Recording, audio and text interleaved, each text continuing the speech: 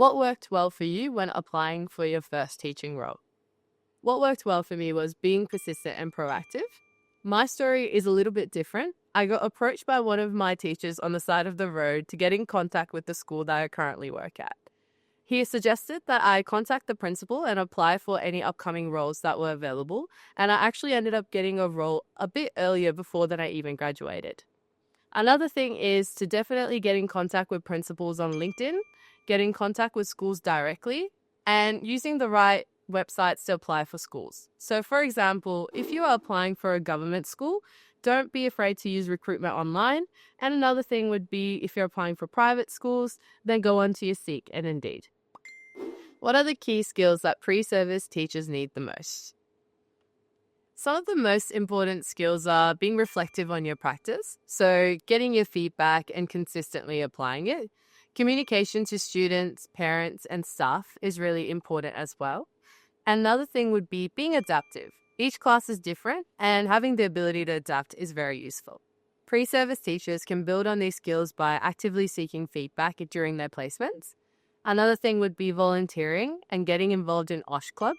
OSH Club was really important for me because it gave me the opportunity to surround myself with the students that sometimes I currently teach. And it also allows you to understand the curriculum and understand behavior management really well before you go into a classroom. Another thing would be getting involved in tutoring and mentoring programs, and I know some councils provide that as well. What tips helped you complete the VIT pathway to full registration? For me, it was definitely getting started early and being consistent, and find a mentor as soon as possible. And try to get your inquiry topics sorted by term 2.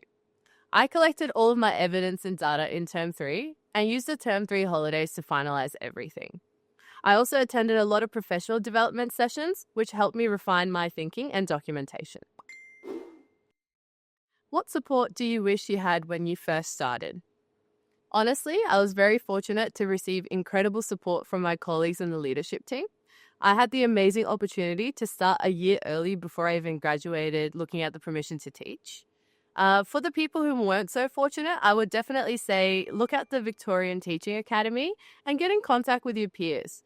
In my last year, we actually had a 4th year's group chat, which was lovely because we all get to contact each other and talk about the different resources and tips for our first year of teaching. What strategies do you use to keep your students engaged and energized? One of my strategies includes differentiation.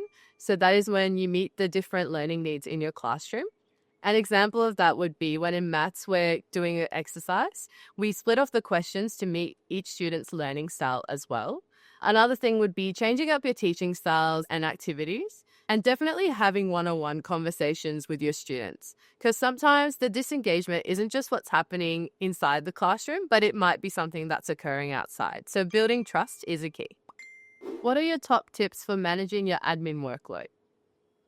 So I would say try to complete as much as you can during school hours, keeping a checklist of all of your tasks, because teaching can get quite hectic and you will be thrown a lot of tasks during the day. So having them ready to go and writing them down straight away is definitely a good idea.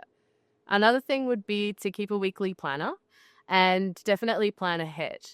For my classroom, I tend to give the students a weekly outline of what they'll be completing, and I know that allows me to be on task. And another thing would be don't be too hard on yourself. Being a teacher can get a little bit too much sometimes, and you may fall behind, but it's okay. You will always catch up. And for me, another thing that I use is Time Tree, and so do all of my colleagues. It's pretty much a calendar where we can keep all of our tasks on track and know when everything is due.